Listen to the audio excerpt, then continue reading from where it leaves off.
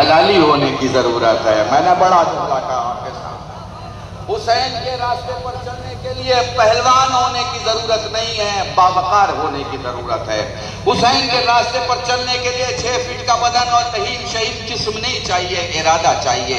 देखो 2 लोग हैं हुसैन की तरफ, 2 लोग हैं, समझ पाओगे तो समझ लेना, बड़ा अहम जुमला बोलने जा रहा हूं। एक हुसैन जिसे बुलाते हैं, एक जो हुसैन की तरफ आता है। बहुत बड़ा जुमला है। एक वो है जिसे हुसैन अपनी तरफ बुलाते हैं, ये कौन है? हबीब है। कौन है? हबीब। हुसैन खत लिखते हैं, हुसैन खत लिख के बुलाते हैं। एक वो है जिसे हुसैन बुलाते हैं, एक वो है जो हुसैन की तरफ आता है। जो बुलाया जाता है उसे हबीब कहते हैं, जो आता है उसे हुर कहा जाता है, हुर कहा जाता है। भाई सवाल ये है, ये हर साल 2 महीना 8 दिन तो तुम गम मनाते हो, क्यों मनाते हो? लोगों को नहीं पता ये फैक्ट्री है। वो लोग कहेंगे क्या बनता है? भैया तुम्हें मालूम ही नहीं, यहाँ हर लम्हे कोई ना कोई हुर बना रहता है। हर लम्हे तुम्हारे आजू बाजू में बैठा हुआ कौन सा इंसान हुर है तुम्हें नहीं पता, इसलिए किसी को तकलीफ मत देना। एक चीज करबला में जाओगे, मौला ज़ियारत का मौका नसीब करे, करबला में जाओगे तो एक चीज तुम्हें दिखाई देगी, कांधे से कांधा मिला होगा लेकिन गिर नहीं रहा होगा। महसूस नहीं किया आपने? कांधे से कांधा मिला होगा, सारा रास्ता छलक रहा होता है, कांधे से कांधा मिला होता है, भीड़ का एक हिस्सा दूसरे हिस्से को गिरने से बचा रहा होता। मैं सोच रहा कल्ब रुशैद जब कांधे से कांधा टकराता है तो लोग से टकराते हैं और कोई एक गिरता है उस पर फिर सब गिर जाते हैं। यहाँ करबला में ऐसा क्यों नहीं होता? आपने कहा कल्ब रुशैद दूसरी जगह जब अली मदद करने आते हैं तो जहां अली खुद मौजूद हो, साथ में हैदरी जिंदाबाद जिंदाबाद जिंदाबाद मुर्दाबाद मुर्दाबाद मुर्दाबाद।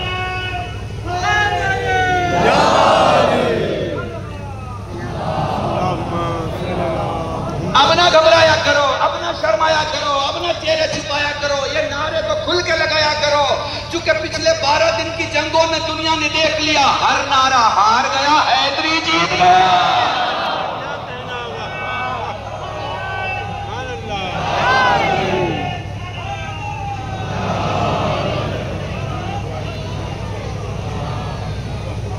देखा आपने देखा क्या हुआ? आपने देखा, मैं जाहिर सी बात है इस वक्त मैं जो तकरीर करने आया हूँ, मौला जानते हैं कि मौला मौजू हैं, हुसैन मौजू। हुसैन कायनात की सबसे बड़ी अथॉरिटी का नाम है। हुसैन कौन है? हक्कानियत का जादा है। हुसैन कौन है? एक मुस्तकिल इरादा है। हुसैन कौन है? एक मुस्तकिल इरादा है। वो जिसके गोद में अकबर से लाल पलते हैं, वो जिसके घर में 72 चराग जलते हैं। किसे कहते हैं हुसैन? और हुसैन के इस सफर इश्क में दुनिया को मैंने किन हालतों में देखा? मैंने अजीब अजीब हालतों में दुनिया को देखा, मगर मैंने देखा वो आयतुल्लाह रमज़ानी, हमारे यहाँ एक ऑर्गेनाइजेशन है उलमा की, मजमे जहानी अहले बैत में, उन्होंने मुझे दावत दिया और हरम की मजलिस के बाद मैं उनके प्रोग्राम में गया।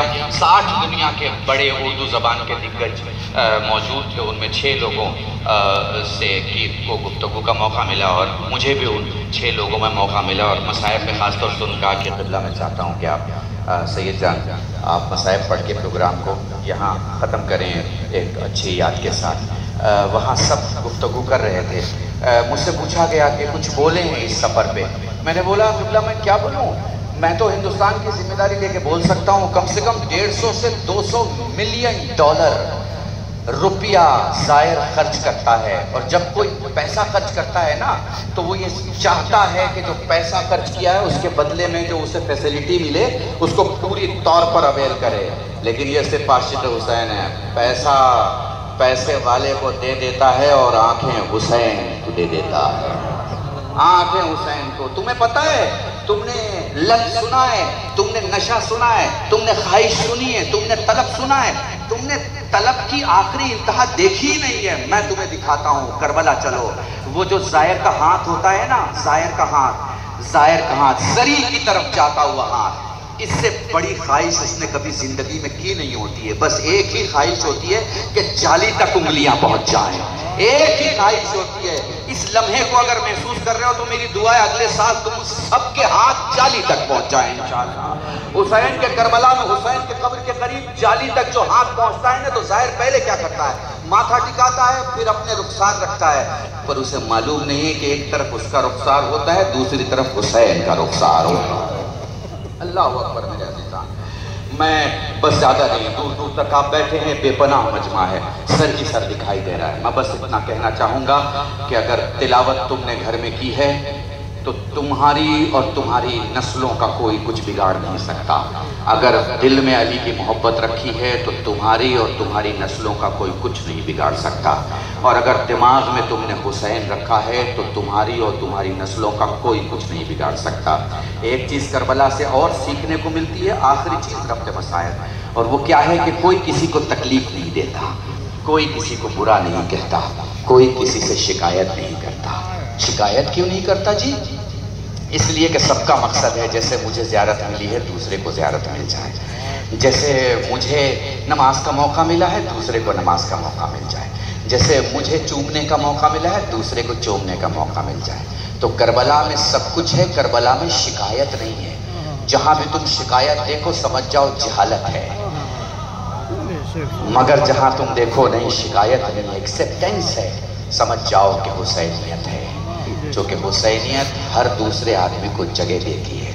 اور ایک آخری بات، اور یہیں سے یہ میری بات نہیں ہے بھیا، انشاءاللہ ہم لوگ کل بھی پٹنہ میں شاید پروگرام میں ہیں، اتفاق سے میں مجلس پڑھ رہا ہوں، آپ خدمت کر رہے ہیں، اور انشاءاللہ شاید گورنر بہار جو ہے وہ تقریر کریں گے.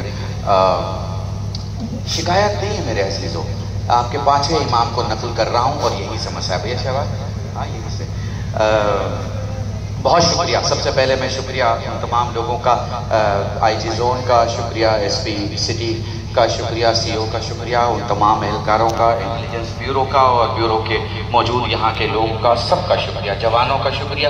یہ جو دور دور سے آئے ہیں اور دور دور سے موجود ہیں، کھڑے ہیں، اور میری ماں بہنوں کا جو اتنی گرمی میں یہاں بیٹھی ہوئی ہیں. میں کیا بتاؤں کہ کربلا میں کتنی گرمی میں رباب اپنی گود کے بچے کو قربان کر کے بیٹھی ہوئی. آپ کے پانچویں معصوم نے کہا ہے میرے دادا کو 5 چیزوں سے تکلیف دی گئی. 5 چیزوں سے ہیں میرے جوانوں، میں بڑوں سے نہیں، میرے بچوں میں تم سے کہہ رہا ہوں، جو مجھے 20-25 سال سے سن رہے ہو، میں تم سے کہہ رہا ہوں. تیر سے، تلوار سے، بھالے سے، نیزے سے. اور 5ویں میں سائل کہتا ہے مولا 5ویں کون سی چیز تھی؟ آپ نے فرمایا بات، الفاظ. باتوں سے تکلیف دی گئی ہے، حسین کو بے پناہ تکلیف دی گئی ہے. تو اس مجلس میں، اس تقریر میں تمہیں ایک ہی میسج دیتا ہوں، کبھی کسی کو باتوں سے تکلیف مت دینا، کبھی کسی کو لفظوں سے تکلیف مت دینا، کیونکہ جس دن اس کا بڑا حساب کرے گا ہم چھوٹے پڑ جائیں گے. اس لیے یاد رکھنا، حسین علیہ السلام کو جو ماننے والا ہے اس کے لیے اس کی زبان بہت قیمتی ہے. وہ بیتکی باتوں میں اپنی زبان نہیں کھولتا. چلو تمہیں لے کے چلتا ہوں حسین کی طرف. کتنی پیاس ہے، کتنی پریشانی ہے، کتنی شہادتیں ہیں. ان میں کہاں علی اصغر کی شہادت، کہاں علی اکبر کی شہادت، کہاں قاسم کی شہادت. سائل کہتا ہے نا، بڑے آرام سے پوچھ رہا ہے مولا سید سجاد سے، مولا تیرے بابا کے لیے سخت ترین منزل کون سی تھی؟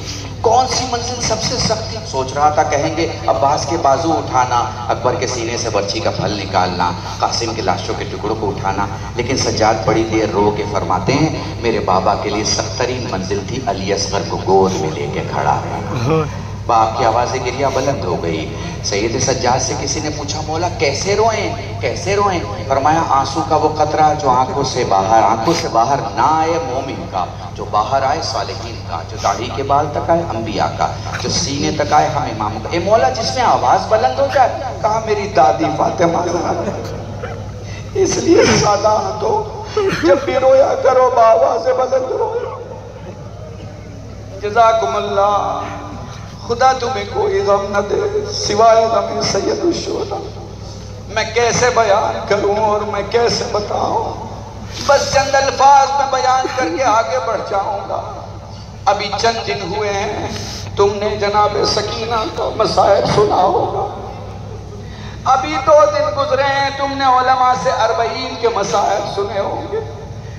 میں تمہیں لے کے چلتا ہوں یہیں سے کربلا کے سفر کی طرف۔ انداز لگاؤ 11 محرم جب قافلہ نکلا ہوگا، ایک بہن بھائی سے کیسے ملی ہوگی، سوچنا بس انداز لگانا، ایک بہن بھائی سے کیسے ملی ہوگی۔ جب قافلہ اور آگے بڑھا تو کوفے میں زینب کو جب یہ آواز سنائی دی، السلام علیکم یا بنت نبی اللہ، اے نبی کی بیٹی، سلام و سجاد کو دیکھ کے سوال کیا، لال اس کوفے میں مجھے سلام کرنے والا، اے پھوپھی اماں اوپر نظر کریں دارالامارہ پہ مسلم کا سار، جزاکم اللہ کی صدائے گریہ بلند ہو گئی۔ میں دھیرے دھیرے اس منزل پہ لے کے چلتا ہوں، راستہ بڑا سخت تھا، میں کیسے بتاؤں، بس مجھے تاریخ میں ملتا ہے، میں نے تاریخ میں، اب جملہ محسوس کر لینا اگر کر سکو، میں نے تاریخ میں سجاد کو کربلا میں کبھی کچھ ڈھونڈتے نہیں دیکھا، میں نے کربلا سے شام کے راستے میں سجاد کو کچھ ڈھونڈتے نہیں دیکھا، بس میں نے سید سجاد کو اگر کچھ ڈھونڈتے دیکھا تو وہ سائے کی جگہ تھی سکینہ کے لیے، سائے کی جگہ سکینہ کے لیے۔ جب سجاد کو نہیں ملتی پھر سکینہ کا بستر وہاں بناتے جہاں اونٹ بیٹھا ہوتا، پھر اونٹ کی پیٹھ کے سائے میں جو تھوڑی سی ٹھنڈک ہوتی یا گرمی کم ہوتی، وہاں خاک کا بستر بنا کے بہن کو کہتے سکینہ سو جا، کبھی داہنے سوتی اٹھ کے کہتی بھیا کان کا زخم، پھر بائیں کروٹ دیتی اٹھ کے کہتی بھیا کان کا زخم۔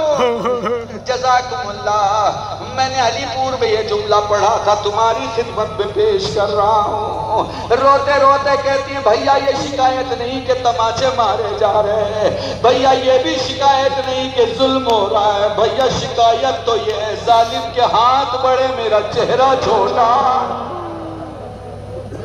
جزاکم اللہ میرے عزیزان، چلو اس منزل پہ لے کے جاتا ہوں، اس منزل پر جہاں زینب نے، نہیں یہ جملہ بھی پہلے پڑھ دوں، 3 مقام ایسے ہیں جہاں زینب نے اپنے بابا کو مدد کے لیے پکارا۔ پہلی منزل کون سی ہے؟ شام غریبہ فکشف النقاب عن وجہ فیضا امیر المؤمنین، زینب کی آنکھوں نے دیکھا سوار چلتا آ رہا ہے، آگے بڑھتا جا رہا ہے، آگے بڑھتا جا رہا ہے، نقاب ہٹا، بیٹی نے باپ کا چہرہ دیکھا، ہونا تو یہ چاہیے تھا زینب آگے بڑھتی، بڑھ کے بابا کے سینے سے لگتی، پر تاریخ کے جملے زینب زمین پہ بیٹھ کے کچھ ڈھونڈنے لگی۔ علی نے سوال کیا لال کیا ڈھونڈ رہی ہو؟ بابا خاک اٹھا کے سر پہ ڈال رہی ہوں کیونکہ کبھی تیرے سامنے بے پردہ نہیں آئی۔ جزاکم اللہ، جزاکم اللہ۔ دوسری منزل دربار میں جاتے وقت یا علی مدد کی پکار ہے، اور تیسری وہ منزل ہے جب زینب کو سید سجاد زندان میں دکھائی نہیں دیے، فرمانے لگی بابا مجھے میرا سجاد دکھائی نہیں دیتا۔ تھوڑی دیر کے بعد